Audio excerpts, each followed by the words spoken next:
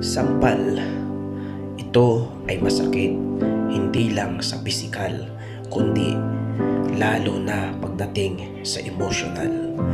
Pag ikaw ay naaapi, lumaban sa tama at hayaan mo lang sila, huwag kang gumanti.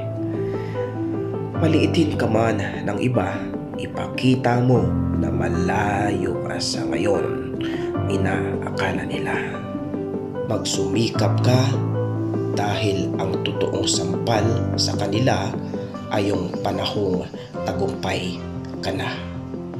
Lalo na sa mga taong sinasamba ay pera. Pakatandaan, hindi ka talunan pag kinukutya ka ng ilan. Dahil ang matalino hindi nagpapakapagod para lumaban sa sinuman, kundi nagiging mahusay sa pagbuo ng kanyang kinabukasan.